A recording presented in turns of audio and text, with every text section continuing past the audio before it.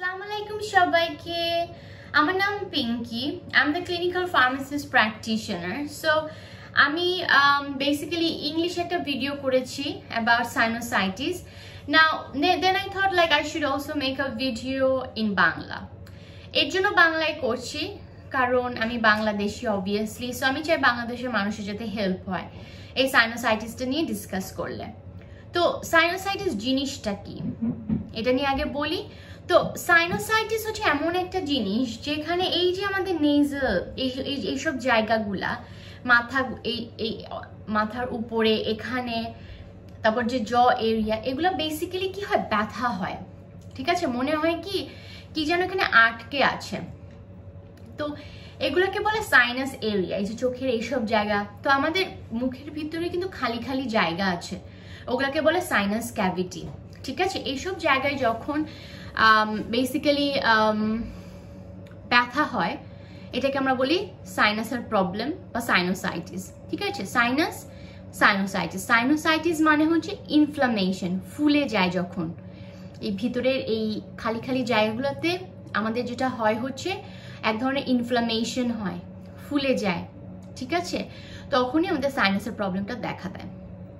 তো সাইনাসের যে প্রবলেমগুলো দেখা দেয় এটা তো বললাম। তো সিমটমস কি যখন আমার কাছে একটা পেশেন্ট এসে বলে যে হ্যাঁ আমার খুব এসব জায়গা ব্যথা করছে, আমি নামাজ পড়তে গেলে ব্যথা পাচ্ছি, আমি মাথা নিচু করলে আমার খুব ব্যথা হচ্ছে, তো তখন আমি যেটা বলবো সেটা হচ্ছে যে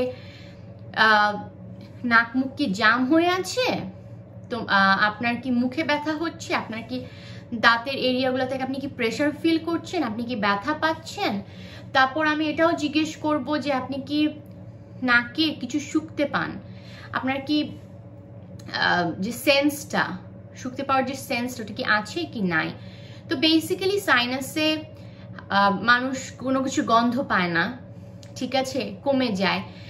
আর সো এটাই হচ্ছে সাইনাসের সিমটমস, যে নাক মুখ জাম হয়ে থাকবে, মাথা নিচু করলে ব্যথা পাবে, মুখে ব্যথা হবে, দাঁতের জায়গাগুলোয় প্রেশার ব্যথা দুইটাই হবে, আর কোনো কিছু গন্ধ পাবে না বা গন্ধ খুব কম পাবে। ঠিক আছে, তো সো এখন এই যে সাইনোসাইটিসটা, হ্যাঁ সাইনাসের যে প্রবলেম, এটা ব্যাকটেরিয়া দিয়েও হতে পারে, ভাইরাস দিয়েও হতে পারে। তো যদি কিছু কিছু সিমটমস দিয়ে আমি বুঝতে পারবো যেটা ব্যাকটেরিয়াল, যদি ফর এক্সাম্পল যদি মোর দেন 7 days হয়, মোর দেন 10 days, যদি মোর দেন 10 days হয় তাহলে বুঝতে হবে এটা মোস্ট প্রবাবলি ব্যাকটেরিয়াল। যদি 10 দিনের বেশি হয় তাহলে এটা হয়তো বা ব্যাকটেরিয়া ইনফেকশন। আর যদি নাক থেকে, হ্যাঁ যদি খুব বাজে ধরনের মিউকাস বের হয়, সবুজ রঙের, হলুদ রঙের, ময়লা আবর্জনা নাক থেকে বের হতে থাকে, হলুদ সবুজ, তখন আমাদের বুঝতে হবে ব্যাকটেরিয়াল ইনফেকশন। আর এই ব্যাকটেরিয়াতে যেটা হয় কি, যে একটা জায়গায় ব্যথা হবে, পুরো দুই সাইডে ব্যথা হবে না।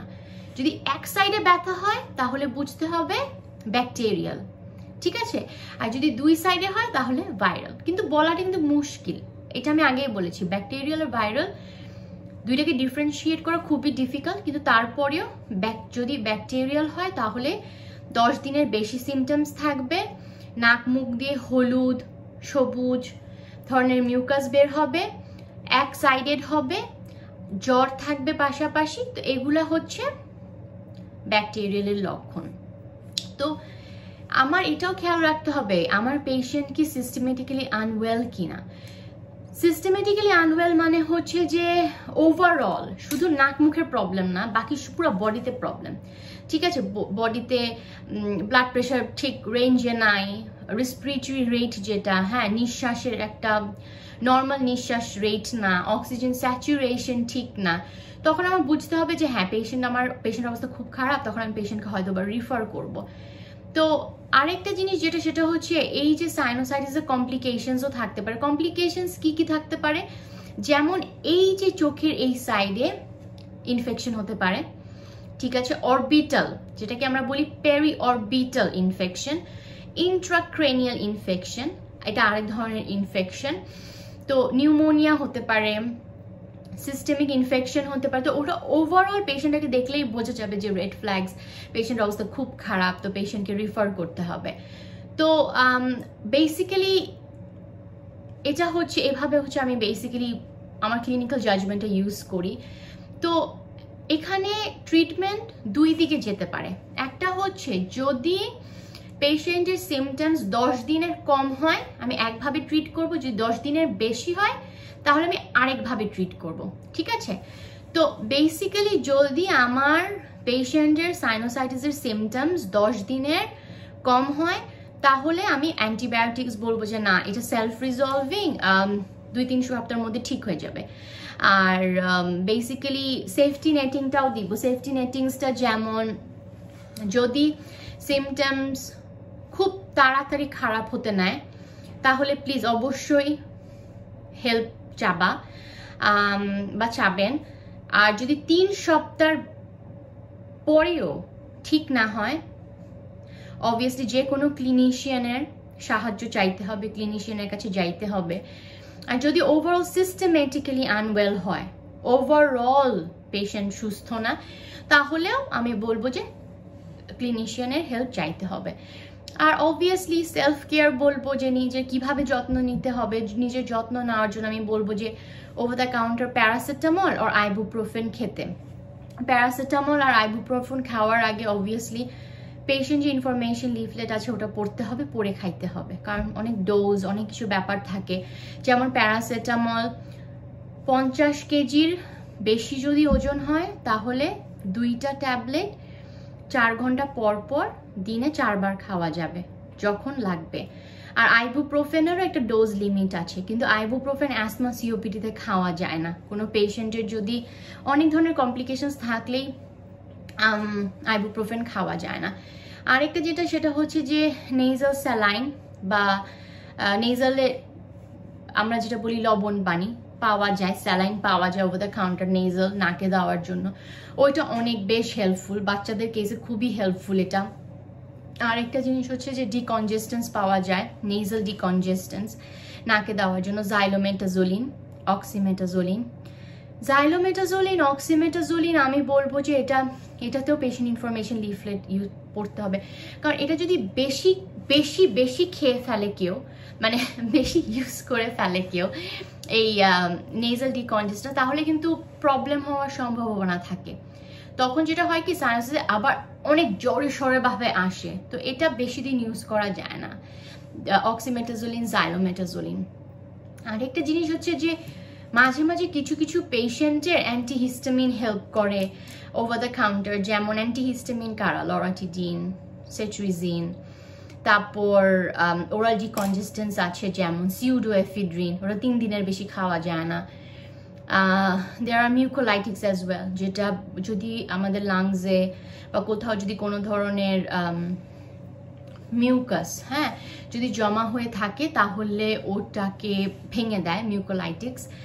স্টিম, গরম স্টিম ইনহেলেশন নেওয়া যাবে, একটু মেন্থল, একটু অলবাস অয়েল, যে কোনো একটা জিনিস মেন্থল দিয়ে গরম পানিতে, তারপর টাওয়াল দিয়ে ওটা নিচে মানে ঢুকে উপরে টাওয়াল দিয়ে স্টিম ইনহেল করতে হবে। আর মাঝে মাঝে ওয়ার্ম ফেস প্যাকসও হেল্প করে। এখন যদি এটা তো বললাম 10 দিনের নিচে হলে কি করব, আর যদি 10 দিনের উপরে হয় তখন আমি কি করব? 10 দিনের উপরে হলে আমি 14 দিনের একটা কোর্স দিব, হাই ডোজ নেজাল স্টেরয়েডস, নাকে একদম স্টেরয়েডস দিতে বলবো 14 দিনের জন্য। আর এটা 12 বছর উপরের বাচ্চাদেরকে দেওয়া যায়, এটা অফ লাইসেন্স।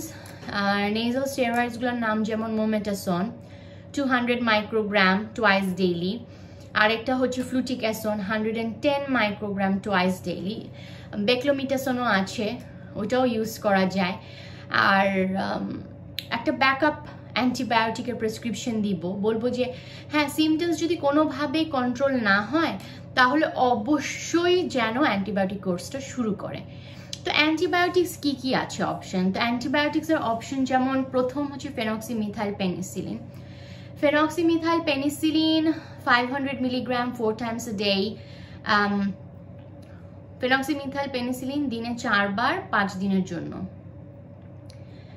যদি কেউ খুব পুরো শরীর খারাপ, লাইক ইউনো অনেক ধরনের সিমটমস, তখন আমি বলবো যে কোঅ্যামক্সিক্ল্যাভ খাইতে। কোঅ্যামক্সিক্ল্যাভ 500 মিলিগ্রাম 3 times a day, দিনে 3 বার ফর 5 days, 5 দিনের জন্য। এখন কেউ যদি পেনিসিলিনে অ্যালার্জিক হয় তখন আমি কি দিব, বা পেনিসিলিন কাজই করলো না, অ্যান্টিবায়োটিক কাজই করলো না, তখন আমি বলবো ডক্সিসাইক্লিন। ডক্সিসাইক্লিন 200 মিলিগ্রাম প্রথম দিন, আর পরের দিন থেকে 100 মিলিগ্রাম করে খেতে হবে 4 দিনের জন্য। আর ডক্সিসাইক্লিন যদি কারো কন্ট্রাইন্ডিকেশন থাকে, খেতে পারে না, অ্যালার্জিক রিয়াকশন হয়, তাহলে ক্ল্যারিথ্রোমাইসিন আছে, এরাইথ্রোমাইসিন আছে। আর একদম লাস্টে যেটা, সেটা হচ্ছে আবার কোঅ্যামক্সিক্ল্যাভ 500 মিলিগ্রাম 3 times a day, দিনে 3 বার 5 দিনের জন্য। তো বেসিক্যালি এই সাইনোসাইটিসে অ্যান্টিবায়োটিক্সের ফরেও এভিডেন্স আছে, আবার এগেনস্টও এভিডেন্স আছে।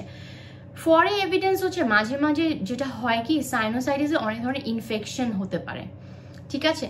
এই ইনফেকশনগুলোর কারণে অ্যান্টিবায়োটিক দিলে যেটা হয় কি, ওই ইনফেকশনগুলোর চান্সেস কমে যায়। যেমন অরবিটাল সেলুলাইটিস এক ধরনের ইনফেকশন, তারপর ব্রেন অ্যাবসেস হলে ওইটা অ্যান্টিবায়োটিক্স দিলে রিস্ক কিছুটা হলেও কমে যায়। তো এই যে এটা হচ্ছে for evidence for antibiotics. Against কেন? এগেনস্ট হচ্ছে অ্যান্টিবায়োটিক্স, সাইনোসাইটিস সেলফ রিজলভিং একটা জিনিস, এটা নিজে নিজে হয়, নিজে নিজে চলে যায়। কি এর জন্য অ্যান্টিবায়োটিক্সের যে ইম্প্যাক্টটা, প্রভাবটা on sinusitis, on the duration of illness, যে কত দিন সাইনোসাইটিসটা হবে, এর জন্য অ্যান্টিবায়োটিক্সের এভিডেন্স যে এটাকে খুব কমিয়ে দিচ্ছে, ডিউরেশনটা খুবই কম।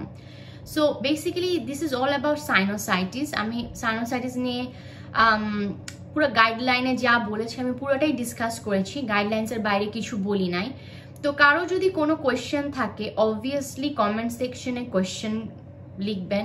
আর অবভিয়াসলি ইটস অনেক ইম্পর্টেন্ট, আপনাদের যে ক্লিনিশিয়ান আছে, যদি মনে হয় যে কিছু বুঝতে পারছেন, ক্লিনিশিয়ানের কাছে যাবেন, ডিসকাস করবেন। কোনো ওষুধ খাওয়ার আগে ওষুধের বক্সে একটা লিফলেট থাকে পেশেন্টের পড়ার জন্য, ওটা অবশ্যই পড়ে কোনো ওষুধ খাবেন, ভেরি ইম্পর্টেন্ট। নিজের যত্ন, নিজেকে সচেতন করা, এটা সব মানুষের উচিত, ঠিক আছে? কোনো কিছু ওষুধের পেশেন্টের ইনফরমেশন ওটা না পড়ে খাবেন না, ঠিক আছে? আর obviously that's all, and do like, share and subscribe my channel. Like করবেন, share করবেন, subscribe করবেন আমার চ্যানেলকে, আর আমাকে উৎসাহ দিবেন যাতে করে আমি আরো বাংলায় ভিডিও করতে পারি। আমার বাংলার ভিডিওগুলোর ভিউজ খুব কম হয়, তো আমি বলবো যে প্লিজ শেয়ার করবেন, কারণ ভিউজ না হলে আমার মনে হয় কেউ দেখছে না, উৎসাহটা ঠিক করে পাই না actually.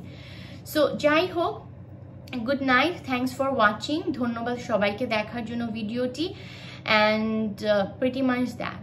Thank you, bye for now.